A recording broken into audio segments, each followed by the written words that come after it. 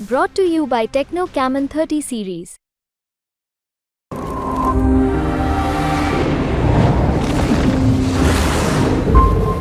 चुनाव के संबंध में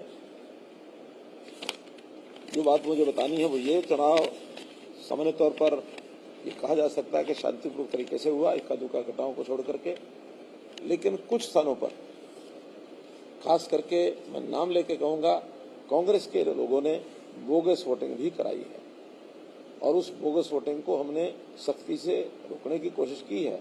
फिर भी चूंकि हर बूथ पर पर्याप्त पुलिस होने के बावजूद भी कहीं ना कहीं जो उनको मौका मिलता है तो हमें कुछ बोगस वोटिंग करने का जो समाचार मिले हैं। अब ये ठीक है कि उसको आज चैलेंज करने का समय भी निकल गया, चैलेंज करते भी नहीं है, लेकिन पहले जितनी होती थी उससे कम हुई है, फिर भी हुई है। इसका भी एक संज्ञान हम आगे भी लेंगे कि इस प्रकार से ना हो।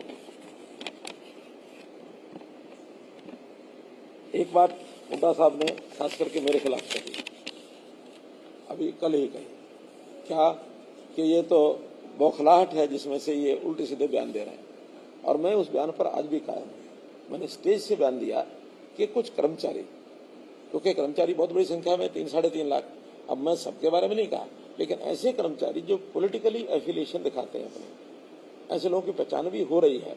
बल्कि उसमें से कुछ लोगों को हमने सस्पेंड भी कर दिया है, नोटिस दिया है।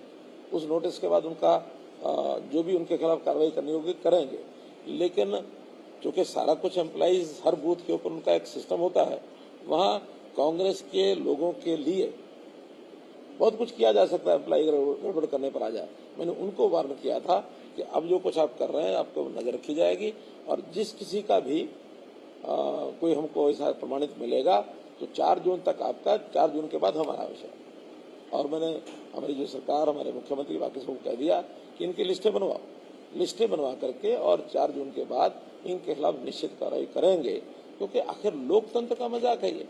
यानी कैसे, जैसे कहावत कही जाती है, क्या खेत ही बाढ़ को खाने लग जाएगी, बाढ़ ही खेत को खाने लग जाएगी तो खेत को बचाएगा कौन?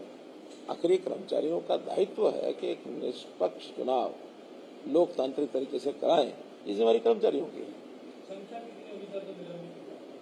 अभी तो 4 मुझे ध्यान में है, लेकिन और रिपोर्ट सब आ रही है। और उन 4 में ग्रॉस इंडिसिप्लिन किया नहीं, वो इसके कारण से नहीं हुआ।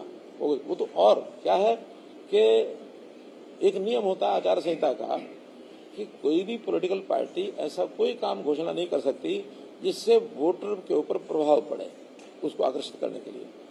और सरकारी कर्मचारी भी ऐसा कोई काम नहीं कर सकता जिसके कारण से वोटर के ऊपर उसको परेशान करने के लिए, और वो सरकार से, क्योंकि सरकारी कर्मचारी है तो सरकार से ही दूर होगा, अगर दुखी होगा तो, जिसके कारण से वो वोटर खिन्न हो जाए। अभी एक ऐसा सर्कुलर निकाल दिया जिसके कारण से 2 महीने ओल्ड एज पेंशन लगभग 25,000 लोगों के रुक गए, जबकि ऐसा निकाल नहीं सकते नोटिस। जो चीज आचार संहिता 16 मार्च को थी, 16 मार्च के बाद 4 जून तक कोई नया सर्कुलर, हाँ लॉ एंड ऑर्डर की स्थिति को मेंटेन करना है या इस प्रकार का कोई आपात स्थिति आ जाए उसके लिए सरकार कर सकती है, लेकिन नॉर्मल रूटीन का कोई नियम, इम्प्लीमेंटेशन भी जो पहले हो रही है, नई इम्प्लीमेंटेशन आचार संहिता से लेकर के और आचार संहिता समाप्ति तक कुछ नहीं किया जा सकता। ऐसे 4 लोग जिन्होंने 25,000 लोगों की पेंशन रुकवा दी, हालांकि वो चालू हो गई है, लेकिन उनको परेशान करने का काम 4 लोगों ने किया, नीचे नीचे नोटिस निकाल दिए। अब मुझे एक जगह पर, शायद सोनीपत में था या किसी एक शहर में, वहां कुछ दुकानें यूएलबी के लोगों ने सील कर दी। कोई पुराना विषय चला आ रहा है, हो सकता है दुकानदार की गलती हो, लेकिन आज कुछ नहीं कर सकते। आप आचार संहिता से पहले करो या समाप्ति के बाद करो। ये जो 1.5 महीने का कार्यकाल होता है, इसमें कोई नया इम्प्लीमेंटेशन सरकार का कोई अधिकारी कर्मचारी नहीं कर सकता। ये आचार संहिता का उल्लंघन, उनके ऊपर भी तौला लटकेगी। वो हमने लिखा है चुनाव आयोग को कि इनके खिलाफ कार्रवाई करी जाए।